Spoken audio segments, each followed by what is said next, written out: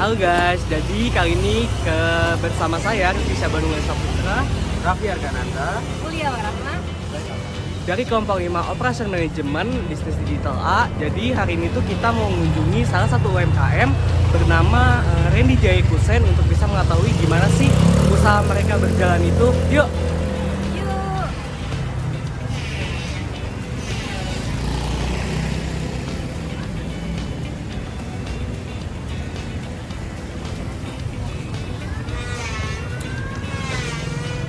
Nah, kita udah mau sampai nih. Iya nih. Jaya, Randy Jadi- Jaya Kusen. Jadi kita udah di depannya.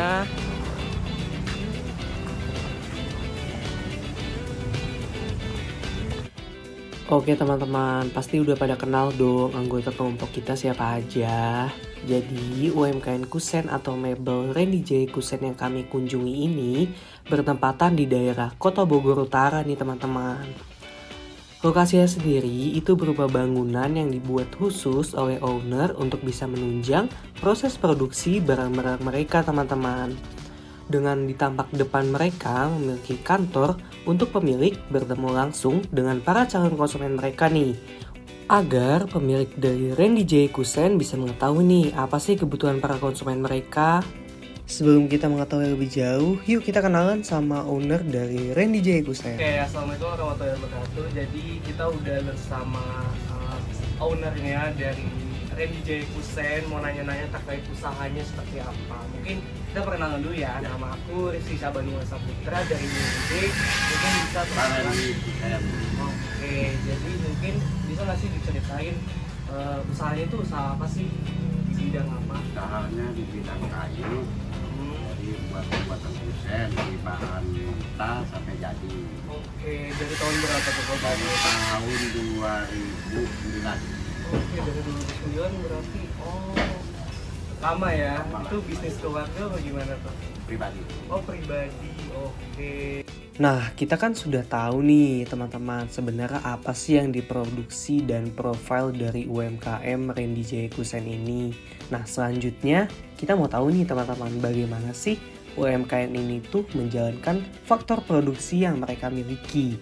Sebelum kita analisis lebih jauh terkait UMKM ini, kita dengar dulu yuk penjelasan apa sih sebenarnya faktor produksi itu teman-teman. Oke teman-teman, sebelum kita menganalisis lebih jauh terkait UMKM Randy Jaya Kusen ini, untuk awalan kita mau mengetahui faktor produksi. Nah, faktor produksi itu apa sih sebenarnya? Jadi faktor produksi itu adalah segala sumber daya yang dibutuhkan dalam proses produksi barang atau jasa suatu usaha berjalan. Jadi simpel gini, dalam produksi itu kan ada yang namanya sesuai dengan apa yang kita pelajarin, itu ada namanya input dan ada yang namanya output. Nah, di dalam input dan output itu ada penunjang berupa faktor produksi. Nah, apa aja sih penunjang tersebut? Jadi ada banyak banget penunjang, tapi aku mau jelasin poin-poin pentingnya aja. Yang pertama ada tenaga kerja. Nah, ini tuh mencakup segala upaya manusia yang dibutuhkan dalam proses produksi tersebut. Jadi berapa yang diperlukan, job desk-nya apa, dan lain segala macam. Nah, kedua ada modal atau capital. Nah, ini mencakup semua bentuk kekayaan fisik yang digunakan dalam proses penunjang produksi usaha mereka. Nah, ini tuh biasanya terjadi barangnya itu berupa mesin, lalu ada gedung, lalu ada kendaraan, peralatan, dan bahan baku. Nah, yang ketiga nyambung ke modal tadi, ada sumber daya alam. Ini tuh mencakup bisa dari tanah, air, dan segala macam. Nah, untuk apa sih sumber daya alam ini? Ini tuh untuk menunjang bahan baku mereka. Mereka dapat bahan baku ya pasti dari yang namanya sumber daya alam.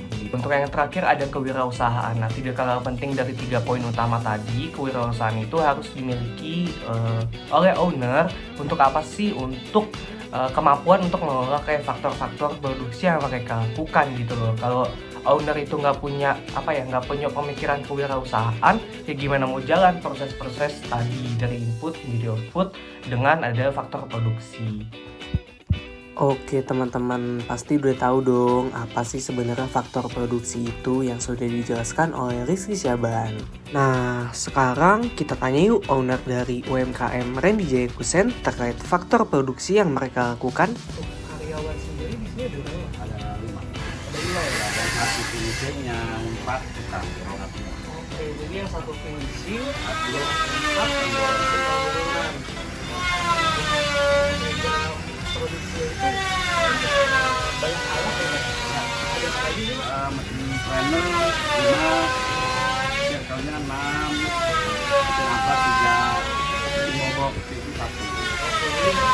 Iya. Oke teman-teman, dari wawancara tadi kita bisa tahu tuh faktor produksi apa sih yang dimiliki oleh owner dari Randy J. Kusen. Mulai dari SDM mereka punya 5 karyawan yang terbagi job desk-nya menjadi 1 untuk finishing dan dengan 4 lainnya itu tukang borongan. Nah, tukang borongan itu setelah kita tanya job desk-nya ada banyak. Kayak misalnya motong kayu dari mentah menjadi bentuk sesuai dengan apa yang diinginkan konsumen. Lalu ada tukang serut, tukang bobok, dan tukang yang nganter-nganterin barang ke konsumen ya teman-teman. Nah, ada lagi faktor produksi lain penunjang untuk produksi mereka seperti alat-alat produksi kayak yang tadi udah dijelaskan oleh ownernya sendiri teman-teman. Nah, Randy Jaya Kusen juga memiliki bahan baku mentah untuk proses penunjang produksi mereka juga nih teman-teman, yang mereka beli dari supplier yang sudah mereka tetapkan sebelumnya. Nah, setelah kita observasi lagi, di tempat itu ada satu kendaraan mereka berupa pick up untuk penunjang proses transportasi pengiriman kusen yang mereka miliki kepada konsumen, teman-teman. Oke teman-teman, secara keseluruhan dari analisis kami, observasi kami, dan kami mau simpulkan bahwa secara keseluruhan Randy J. Kusen ini secara faktor produksi mereka sangat siap teman-teman gitu loh. Mulai dari SDM mereka, modal kerja mereka berupa mesin, mobil, dan segala macam, ada juga bahan baku mentah mereka itu udah siap. Nah, secara keseluruhan mereka tuh udah siap, mereka udah punya yang namanya faktor produksi untuk menunjang input mereka menjadi output yang mereka inginkan teman-teman. Nah, dari input tadi, usaha Randy J. Kusen sudah siap nih untuk memproduksi produk mereka atau bisa kita sebut sebagai proses produksi. Dari proses produksi tersebut dihasilkan dari adanya input tadi yang akan menghasilkan output berupa barang jadi yang bisa para konsumen beli nih teman-teman. Nah, kita bahas yuk proses produksi mereka dimulai dari bahan baku yang mereka ambil dari wilayah daerah mana. Kalau boleh tahu, kan ini pembuatan dari kusen-kusen gitu ya, mebel ya. Itu bahan mentahnya itu dari mana sih? Dari toko kayu open. Oke, di mana tuh? Di daerah Klender ada Bogor ada. Oh, daerah Klender. Kamar open ya. Oke, jadi nanti kalau ada pesanan ya Beli bahan ya. Oh, bahan.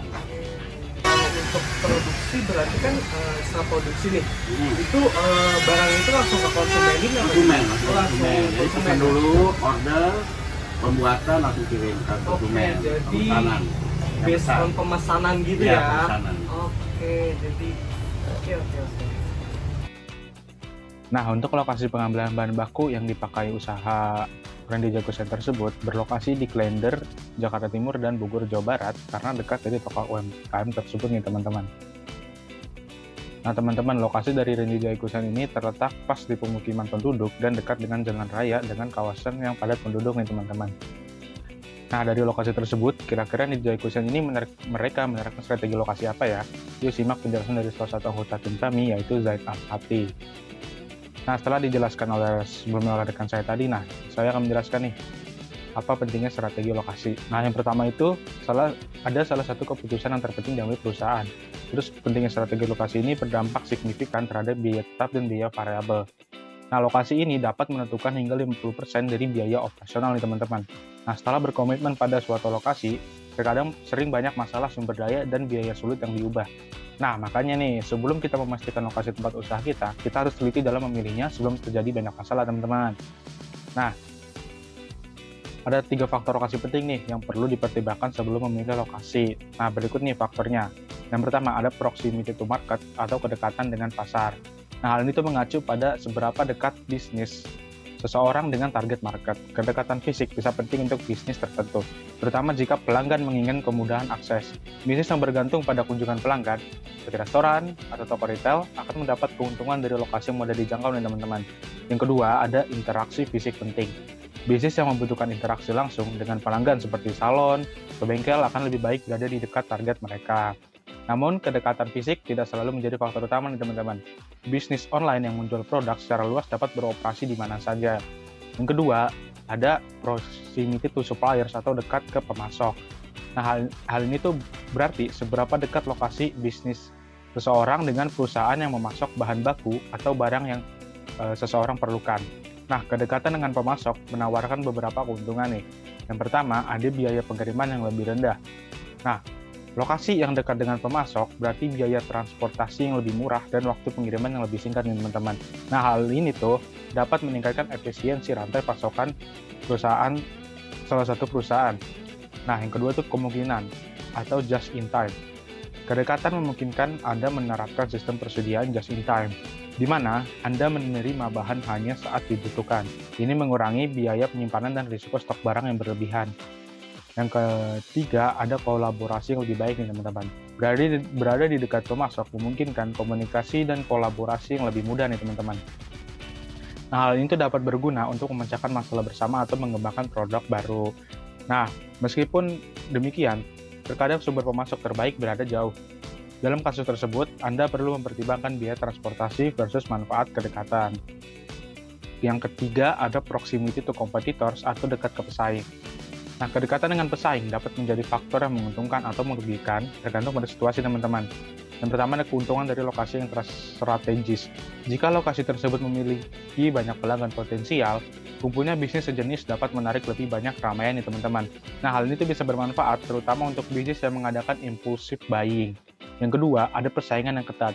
Namun, kedekatan dengan pesaing yang mapan bisa membuat persaingan harga menjadi lebih ketat nih teman-teman, dan menariknya pangsa pasar lebih sulit.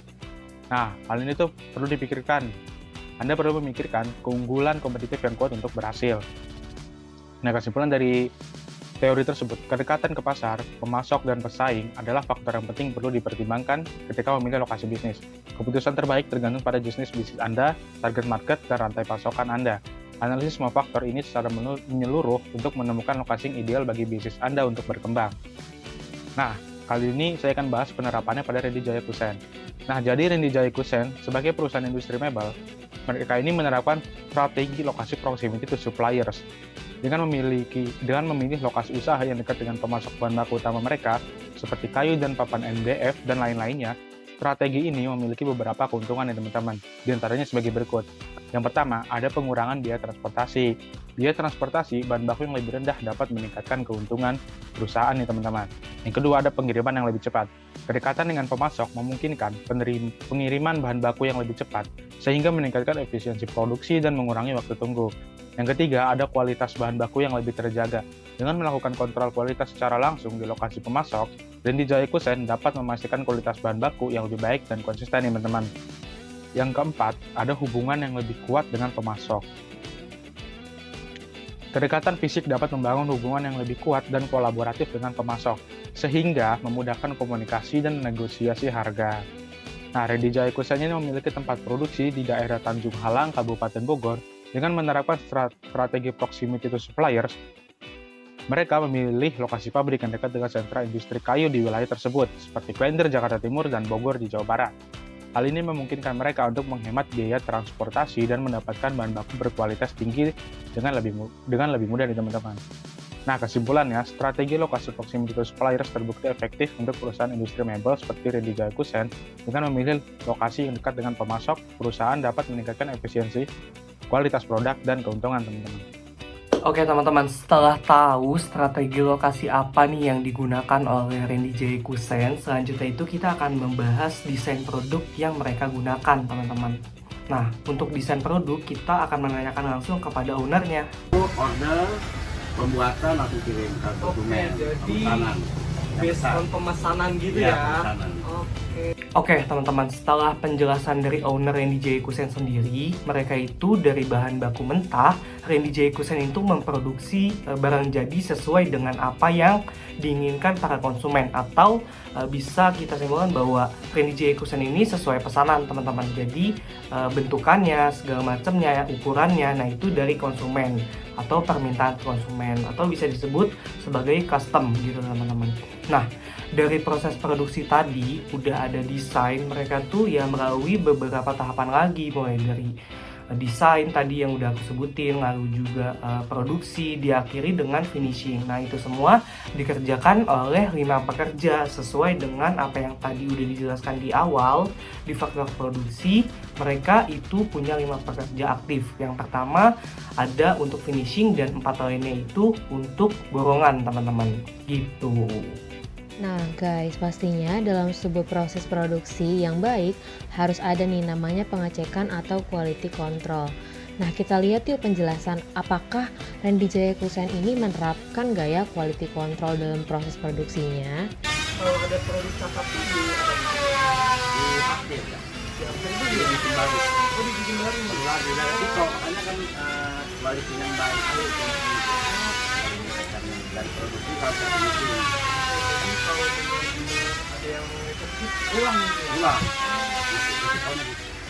Oke teman-teman, seperti yang kita tahu proses quality control itu penting ada dalam proses produksi. Tapi apa sih sebenarnya quality control itu, teman-teman?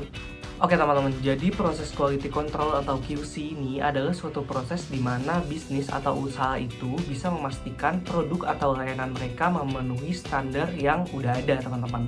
Nah, QC ini membantu para pelanggan untuk mendapatkan produk sesuai dengan apa yang dia mau dengan kualitas yang baik, teman-teman. Gitu. Proses QC itu sebenarnya ada banyak metodenya, salah satunya itu metode inspeksi dan juga metode pengujian, teman-teman. Untuk metode inspeksi sendiri itu kayak misalnya kerapian seperti apa dari finishingnya itu rapi atau tidak. Nah yang kedua metode pengujian itu bisa pengujian kekuatan dan lain sebagainya hal. Nah, kita udah tahu dong apa itu quality control. Jadi, setelah proses produksi berjalan dengan baik, penting banget nih adanya quality control kayak yang diterapin sama Rendy Jaya Kusen. Nah, Rendy Jaya Kusen ini melakukan pemeriksaan visual dari hasil produksi mereka, lalu melakukan pengecekan pada ukuran yang dipinta oleh konsumen. Adanya pemeriksaan kekuatan dari Kusen tersebut, juga ada pemeriksaan kualitas material loh guys, seperti kualitas dari bahan baku yang mereka gunain. Nah yang gak kalah penting ada di pemeriksaan finishing. Nah di finishing ini kita akan memastikan bahwa proses tadi tuh dilakukan dengan baik tanpa ada noda, kerut atau cacat lainnya. Selanjutnya ada uji fungsional. Nah di uji fungsional ini akan memeriksa apakah kusen tersebut dapat dipasang dengan baik dan berfungsi seperti semestinya. Pemeriksaan terakhir ini dilakukan pemeriksaan keseluruhan setelah semua tahapan selesai untuk memastikan tidak ada masalah yang terlewatkan sebelum produk tersebut dikirim ke pelanggan. Nah selanjutnya kita masuk ke desain tata letak nih guys. Desain tata letak atau layout desain ini merupakan proses pengaturan elemen-elemen dalam sebuah desain untuk mencapai tujuan komunikasi yang lebih efektif nih guys. Elemen-elemen ini biasanya berupa teks, gambar, icon, dan lainnya. Nah, untuk tujuan utama dari desain tata letak ini sendiri adalah untuk membuat informasi menjadi lebih mudah dipahami dan menarik bagi audiens. Desain tata letak yang baik dapat meningkatkan keterbacaan, estetika, dan fungsionalitas dalam sebuah desain. Selanjutnya kita masuk ke tata letak. Tata letak atau layout ini adalah penataan elemen-elemen dalam suatu ruang untuk mencapai tujuan tertentu. Elemen-elemen ini dapat berubah benda fisik loh guys, seperti furnitur, peralatan, dan dekorasi. Atau bisa juga berupa elemen non-fisik seperti informasi, gambar, dan suara. Tata letak yang estetis menyenangkan untuk dilihat dan membuat para pengguna merasa nyaman.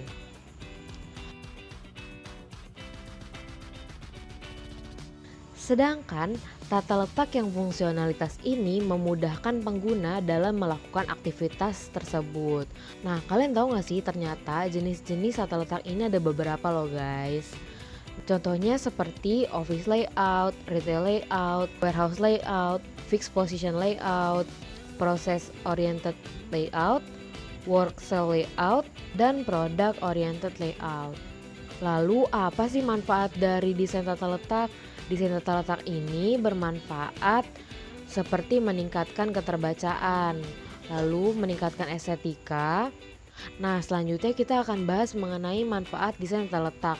Apa sih manfaat dari desain tata letak itu sendiri? Nah, jadi manfaat dari desain tata letak ini adalah untuk meningkatkan keterbacaan nih guys. Desain tata letak yang baik ini dapat memberikan informasi yang lebih mudah dipahami oleh para audiens. Lalu yang kedua ada meningkatkan estetika. Desain tata letak yang baik dapat membuat desain lebih menarik dan menyenangkan untuk dilihat. Lalu yang ketiga ada meningkatkan fungsionalitas nih guys. Desain tata letak yang baik dapat membuat desain lebih mudah digunakan oleh para audiens. Lalu manfaat yang terakhir yang tidak kalah penting, meningkatkan konversi. Desain tata letak yang lebih baik dapat meningkatkan konversi dalam desain yang bersifat komersial. Nah, selanjutnya kita masuk ke Randy Jayakusen. Nah, UMKM ini kita akan lihat nih guys, kita akan belah lagi lebih jauh mengenai tata letak yang ada di Randy Jayakusen. Penasaran gak sih? Ayo kita lihat sekarang juga. Nah, ini merupakan kantor dalam dari Randy Jayakusen. Nah, kalau misalnya ini adalah hasil desain tata letak yang kita simpulkan setelah melihat Randy Jayakusen.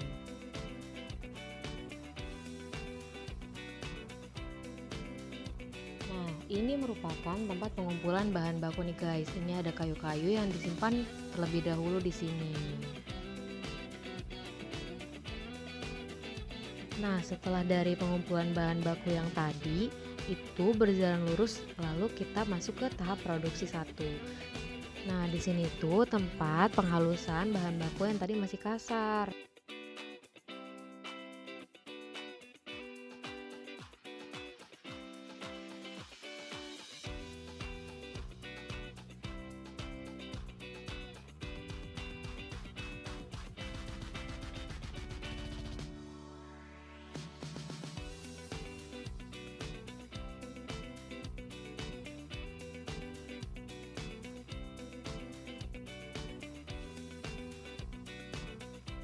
Nah, kita masuk ke tahap produksi 2. Nah, di sini mulai ada pengepasan sesuai dengan permintaan konsumen nih guys. Jadi mau besar kecil itu disesuaikan di sini.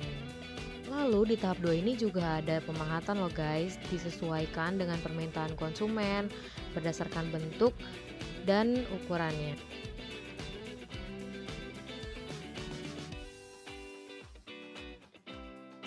Nah, setelah dipahat, kita kembali ke tahap produksi 1 nih guys. Di sini akan kembali diperhalus produk-produk yang sudah hampir jadi. Nah, di tahap ini dilakukan pemakuan pada kusen tersebut agar kuat dan bertahan lama.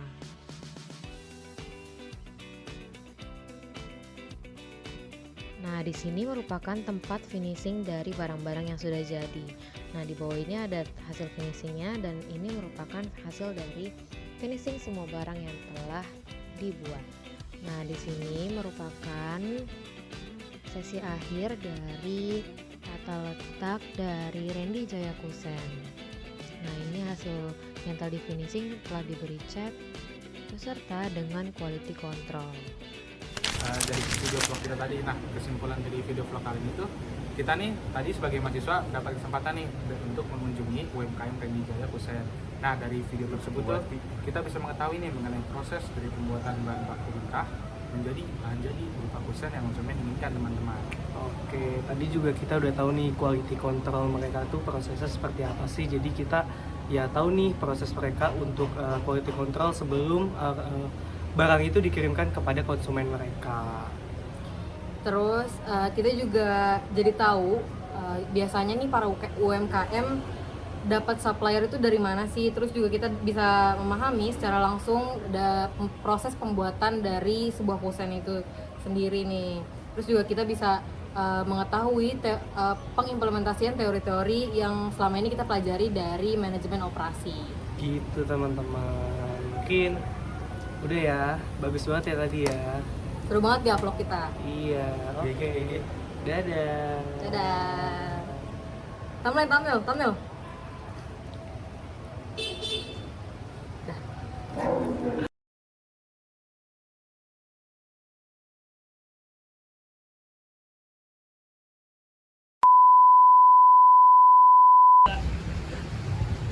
Ini sudah orang kedua lagi ya jadi kalender lagi.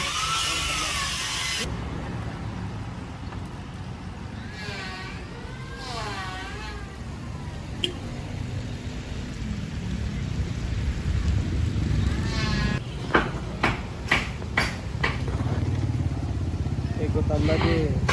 Nongkrongnya di kali yang ada sampah. Yuk. Yang ngomong ini siapa tuh? Aja. 0,5 nya ada nggak ya?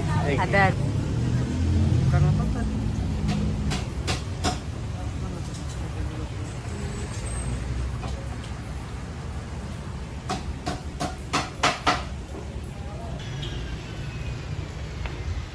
Panas guys.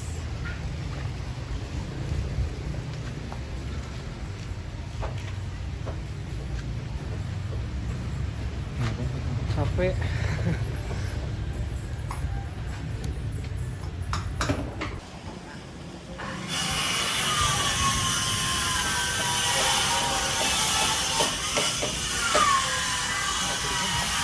Aman kok, aman.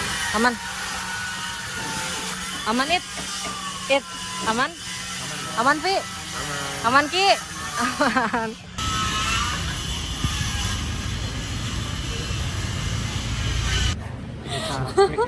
Oke guys, jadi kita udah selesai nih dari